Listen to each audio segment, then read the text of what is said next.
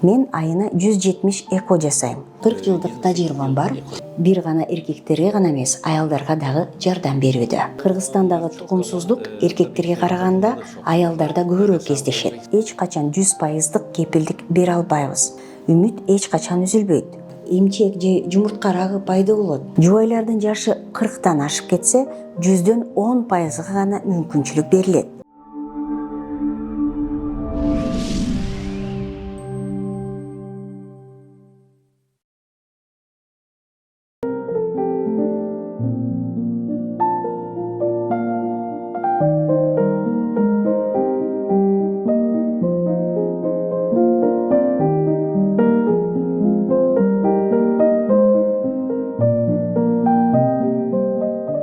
Салам достор, өзүңүздөр көргөндөй эле биз азыркы учурда Анкалаев клиникасына келген учурубуз.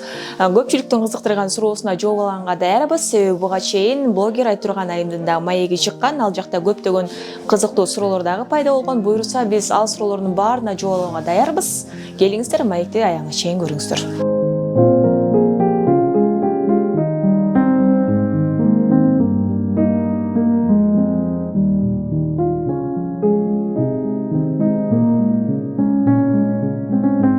Саламатсызбы? Саламатсызбы. Дал ушул клиникага келип маек курууга мүмкүнчүлүк бергениңизге чоң рахмат. Алгач сиз менен жакындан таанышалы. Канча жылдан бери Кыргызстанга келип, дал ушул жакта эмгектенесиз? Ошол боюнча кененирээк маалымат берсеңиз. Мен өзүм жөнүндө айтсам, 40 жылдык тажрыйбам бар. 28 жылдан бери эко жасап жүрөм. АКШ, Израилде билим алгам. Көп жылдан бери Түркияда иш алып баруудамын. 2008 жылы Анкара шаарында алгач рет Анкалаев клиникасын ачтым. Андан тышкары гинекология жана акушерлик боюнча илимий наамдарга ээ болдум. Доцент жана профессор болдум. 2015 жылы клиникамды Бишкекте ачкам. Бишкектен кийин Ташкентте клиника ачып, Ташкенттен кийин Андижанда Анкалаев клиникасын ачтым. Андан соң Ошто дагы ачтым. Ошондо жалпысынан менде 5 клиника бар. Ошондо мен 5 клиниканы аралап иш алып баруудамын. Бир айда 150 бейтапка жардам берем. Менде кызыккан суроо, эмне үчүн эко тармагын тандап алдыңыз? Же өзүңүзгө байланыштуу дагы маселе болгонбу? Мен балалуу боло албагандардан жардамымды аяган жокмун. Эко ийгиликтүү болуу максатына жетүү үчүн бардык күч аракетимди жумшоодомун. Бул клиникада 7000 бейтап кайрылып, аларга кеңешимди бердим. Бул гана эмес, мен эркектердин тукумсуздугу боюнча илимий изилдөө жасап, эмгектерим 143 мамлекетке басылып тараган. Эркектердин уруксуздугу боюнча медициналык изилдөөлөр чычкандардын жардамы менен өткөрүлүп, алардын жыйынтыгы жакшы болгондуктан ошол ыкмалар учурда ийгиликтүү колдонулууда. Ошол эмгектерим жакшы натыйжа берип, бир гана эркектерге гана эмес, аялдарга дагы жардам берүүдө. Ал эми биздин Борбор калабыз Бишкек шаарында клиника ачкансыз. Ушул маселе менен жабыркаган мырзалар көп бекен? Башка өлкөлөргө салыштырмалуу Кыргызстандагы тукумсуздук эркектерге караганда аялдарда көбүрөөк кездешет. Өзбекстанда тескерисинче эркектерде тукумсуздук көбүрөөк. Кыргызстанда аялдардын тукумсуздугу көбүрөөк кездешет. Ага жыныстык жол менен жуккан оорулар себепкер. Жакында эле бизде Solo Media YouTube каналында Айтурган деген блогер кыздын интервьюсу чыкты. Аны көрсөңүз керек. Ал жакта анын айтуусу боюнча алар көп жылдан бери балалуу болбой келишкен, бирок дал ушул Анкалаев клиникасы аларга үмүт берген. Бирок ал үмүт акталбай калды деген жоопторун айткан. Сиз тараптан кандай жооп болот? Эми гарантия бере алат. Мурда балалуу болгон айымдаргачы мен барып көрдүм, жыйынтык болбойт экен. Ондо мен ошол клиникага барып эле чаң тополоң кылып видео тартып чыгармакмын. Мага окшоп көптөн бери бала күтүп жүргөн дагы айымдар көп экен. 9 айым жатыптыр эле, келин 9 келин. Аларда дагы такыр жыйынтык болбоптур. Мени өкүндүргөнү мындай жыйынтык болбогондон дагы менин ден соолугум кетти да. 4төн 5тен укол алып аттым. Акырында жыйынтык болбой калган, өкүндүрөт экен. Негизи бизди өздөрү чакырышкан, кайра чалып, жазып, эми Кудай бербей аткан баланы ушулар бермек беле. Жок, силерден жыйынтык чыкпайт деп кетирип коюшкан жок да. Бизге үмүт берип коюшту. Албетте биз бейтаптарыбызга үмүт бергенбиз. Бирок эч качан 100% кепилдик бере албайбыз. Бул бейтапты алсак, жашы 24-тө. Бул бейтап жаш болуп эсептелет. Мына ушул эле бейтапта жубайларында эки жактан тең проблемасы болгондуктан бизге кайрылышкан. Ага карабастан биз аларга эки түйүнчөктү ийгиликтүү жасап бердик. Бул түйүнчөк орто сапаттуу болду. Биз жуптарды алдын ала эскерткенбиз. Сиздин бойго бүтүү мүмкүнчүлүгүңүз 20-25% гана болот деп. Ар бир бейтапка биз түйүнчөктү отургузаардан мурда түйүнчөктүн саны, сапаты боюнча маалымат берип, алар бардык маалыматты алып кабардар болгону жөнүндө кагазга кол коюшат.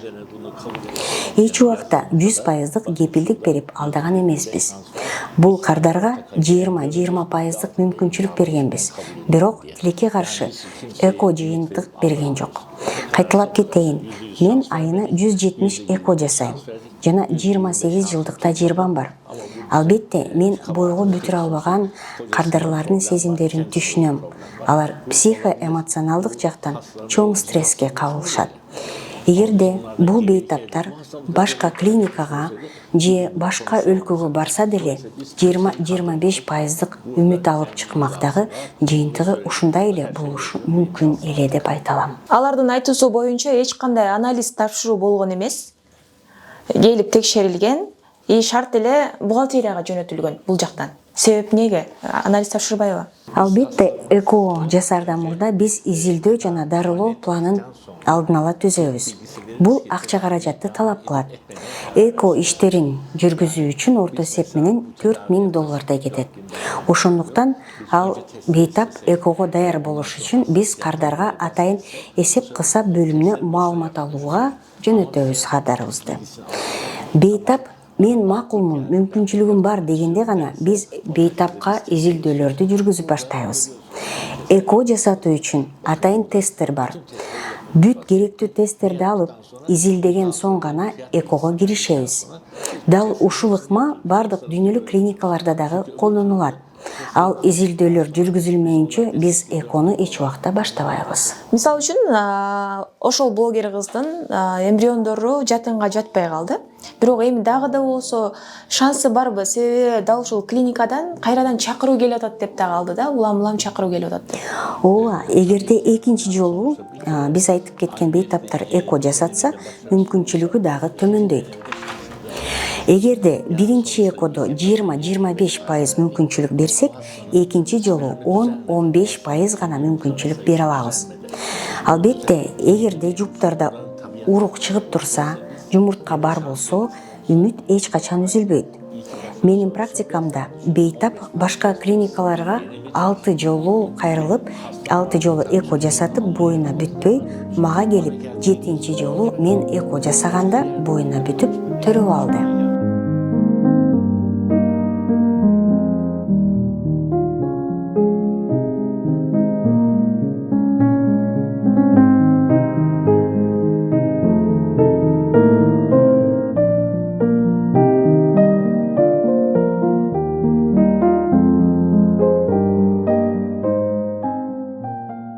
Клиниканы ачканыңызга 2015-жылы баштадыңыз Бишкекте. Андан бери канча адамга жардам бере алдыңыз? Канча наристенин жарык дүйнөгө келишине көмөктөшө алдыңыз? Бул клиникада 8000дей жуп кайрылып, анын ичинен 3000ге жакыны эко жасатып, бүгүнкү күндө 1200 наристе төрөлдү. Биз кыргыз калкынын санын көбөйтүүдө ушул клиникабыздын эмгеги бар экени мени абдан бактылуу кылат. Тилекке каршы эко жасаткандардын 3000-нен 1800-ü ийгиликтүү болгон жок. Же боюнан түшүп, же көтөрө алган жок. Балким сиздердин оюңуздарда 3000ден 1200 гана ийгиликтүү болгону аз сезилет. Бирок бул эл аралык деңгээлде жакшы көрсөткүч. Ошол эле акышыны алганда. Азыр айтып калдыңыз, көптөгөн адамга бактылуулук тартылып келе жатабыз деп. Бирок элди кызыктыргандагы, бизди кызыктырган суроо, эко менен төрөлгөн бала кийин өзү дагы тукумсуз болуп калышы мүмкүнбү? Келечеги кандай болот аныкы? Эко жолу менен төрөлгөн балдардын 99% дени сак болуп чоңоюшат. Ооба, бизде деле ымыркайлар арасында ооруган болуп төрөлүшү мүмкүн. Ага ата-энесинин тукум кууган оорулары себеп болот. Эгерде мындай дарттар ата энесинде жок болсо, анда дени сак ымыргайлар төрөлөт. Ал эми дал ушул эко менен төрөлгөн бала менен табигый төрөлгөн баланын айырмачылыктары кандай болот? Ден соолугуна байланыштуу маселе болбойбу? Табигый жол менен жана эко жолу менен бойго бүткөн аялдардын айырмачылыгы деле жок. Болгону эко жолу менен эгиз же 3М төрөлүшү мүмкүн. Көп учурда алар пландаштырылган операция жолу менен төрөшөт. Эко процедурасын жасагандан кийин, эмбрионду жатынга салгандан кийин бойго бүтүү шансы көбөйтүү үчүн дагы эмне кылыш керек? Түйүнчөктү отургузган соң бир нече эрежелерди сактоо керек. Жыныстык катнаштан баш тартуу, колдонулуучу дары-дармектерди тартиби менен пайдалануу.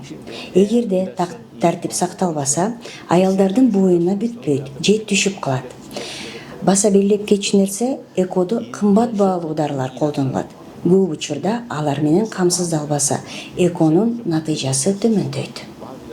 Жатын түтүкчөлөрү дагы жабык болсо, эко жасаса болобу, эгер айымдарда ошол маселе? Албетте, аялдын жатынында түтүкчөлөр жабык болсо, аларга бир гана эко сунушталат. Бүгүнкү күндө 1978 бейтапта дал ушундай диагноз бар. Аларга эко сунушталган. Түтүкчө жабылгандан тышкары жаман суу топтолгон учурлар дагы кездешет. Ошондой учурда биз андай бейтаптардын түтүкчөсүн алгандан соң гана эко жасайбыз. Өзүңүз көргөндөй эле Кыргызстанда азыр рак илдетине кабылгандар бизде көбөйүп баштады. Мунун бир себеби дагы дал ушул мүмкүн эко жасаткандан кийин дагы пайда болгон оорулардын бири деп эсептесек болобу?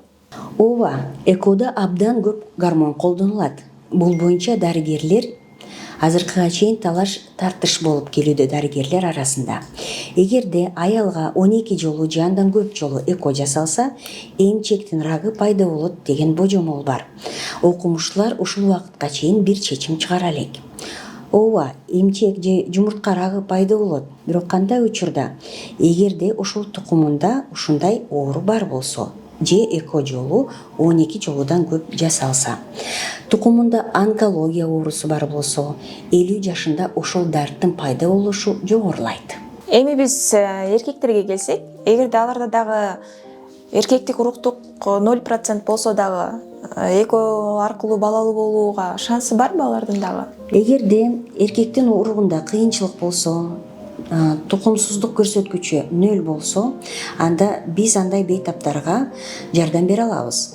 Алдын ала даярдап, дарылап, биопсия жасайбыз. Ошол 50% урук пайда болуп, андан соң аялдарына эко жасайбыз. Эгерде урук чыкпаса, анда бейтаптарга донор сунуштайбыз.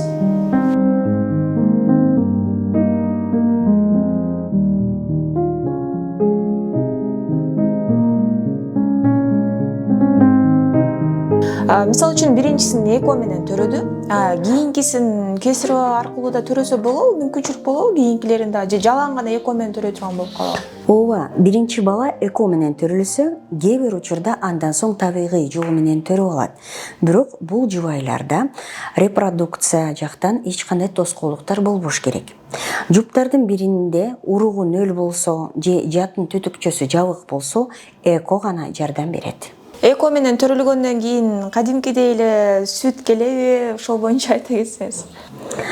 Эко жолу менен төрөгөн аялдын жана табигый жол менен төрөгөн аялдын айырмасы жок. Экөөндө тең сүт келет. Анан кош бойлуулуктун өзгөчөлүктөрү эки учурда тең бирдей болот. Мени кызыктырган суроо бул азыр көпчүлүк ата-энелер бизди көрүп жатат. Эмне себептен балдардын уруктугу 0% болуп, ал эми кыздар дал ушундай эко жасатканга муктаждык жаралып атат. Мунун себеби эмнеде? Кичинекей кезинен балага эмне кылыш керек? Кандай караш керек? Урологко барыш керек? Гинекологко барып туруш керекпи ошол боюнча? Эгерде эркек балачак же өспүрүм кезинде паротит инфекциясын жуктуруп ооруса, ал кийин тукумсуздукка себепкер болуп, уруктун санын жана сапатын төмөндөтөт же 0-гө түшүрөт. Андан тышкары эркектер спорт менен машыгат, ар кандай жаракат алат. Мунун бардыгы тукумсуздукка себепкер болушу мүмкүн. Муну алдын ала айтуу мүмкүн эмес. Бирок бул тууралуу маалыматты туура жайылтып, тукумсуздукту алдын алуу болот. Жанатан бери эко боюнча сөз болуп атат. Эми багындырган ийгиликтериңиз тууралуу сурайын. Канчалык деңгээлде ийгиликтүү иш алып бара алдыңыз жана дагы ушул экого зар болуп жаткан адамдарга дагы айта аласызбы? 100% кепилдик бере алабыз балалуу болушканга деп. Дүйнө жүзүндөгү бардык клиникаларда жана алардын ичинен биздин клиникада дагы бардык бейтаптарга 100%дык кепилдик берилбейт. Бир гана жубайлар жаш жана жумурткаларында дарт жок болсо 100дөн 70%га гана мүмкүнчүлүк берилет. Жубайлардын жашы 40тан ашып кетсе 100дөн 10%га гана мүмкүнчүлүк берилет. Эгерде бейтаптын жумурткасы жок болсо, уругу чыкпаса, эко жасалбайт. Ошондуктан ар бир жуптун абалы кылдат текшерилип, ар бирине тиешелүү пайыз мүмкүнчүлүк берилет. Бейтаптар бардык маалымат менен таанышып, макулдугу берилген соң гана эко иштери башталат. Ушунча жылдын ичинде сиз көргөн бир күн кандай адамдарга, мисалы үчүн канча жыл балалуу болбой жүргөндөргө баягы бакыт тартуулап, сүйүнүч тартуулай алдыңыз? Эсиңизде калган бир күн? Ооба, бул клиникада бир окуя болгон. Мага Кытайдан профессор кайрылган. Аялы кыргызстандык эле. Аларга мен эко жасадым. Алар буга чейин башка дарыгерлерге кайрылып, бир нече жолу эко жасатып көрүп, бирок жыйынтык чыккан эмес. Анан ал бейтаптын өзгөчөлүгү ал паралич болгон. Ал кишиге операция жолу менен уруктук табылып, жубайына эко жасап, балалуу боло алышкан. Мен ушул нерсеге абдан сүйүнгөм. Укканым боюнча Түркия мамлекетине кайрадан кетесиз. Канча убакта бир Кыргызстанга келесиз? Мен Кыргызстанга келип 4 күн иштейм. Ташкенттеги клиникада 10 күн, Андижанда 3 күн, Ошто 1 күн болом. Менин иш тартибим 2 ай мурда түзүлөт. Ошондуктан кайсы күнү мен Бишкекке келерим алдын ала белгилүү болот. Ар бир адам өзүнүн кийинкилерге шакирт калтырыш керек, сөз түрдө. Мисалы үчүн сизден кийин дагы сиздин ишиңизди, эмгегиңизди улап кете турган окуучуларыңыз барбы? Ооба, менин шакирттерим бар. Эгерде Бишкектеги клиниканы алсак, 2 дарыгерим бар. Бул Айнура жана Гүлжан. Алардын тажрыйбасы 7 жыл болду. Өзбекстанда 11 доктор бар. Мен ошол Гүлжан менен Айнурага болгон билимимди берип, тажрыйбам менен бөлүшүп келем. Алар экону башынан аягына чейин билишет. Мен бул докторлорду окутуп келгеним менен абдан сыймыктанам. Мен Кыргызстанда жок болсом дагы мени жоктотпой, алар жумушту жакшы алып кетерине көзүм жетет. Сөзүбүздүн аягында бизди көрүп жаткан мырзаларга жана дагы айымдарга кеңешиңиз менен жана дагы жалпы көрөрмандарга жакшы сөзүңүз менен маегибизди жыйынтыктайлы. Сиз менен маек курганыма кубанычтамын. Мен баса белгилеп кетейин. Эгерде эко жөнүндө ойлонуп, же пландап, же эко жасап турган бейтаптарга айтарым. Биз сиздерге душман эмеспиз, болгону докторубуз. Биздин башкы максатыбыз сиздерге балалуу болгонго жардам берүү. Биз болгону себепкербиз. Биз акылыбызды, билимибизди, тажрыйбабызды сиздерге жумшаганга дайым даярбыз. Ал эми кээ бир учурда көп нерсе бизден көз каранды болбойт. Ошондуктан 100%дык кепилдик эч ким бере албайт. Ага карабастан үмүтүңүздөрдү үзбөңүздөр. Мен өзүмөн көз каранды болгон бардык нерсени толугу менен аткарып берем деп уадалайм.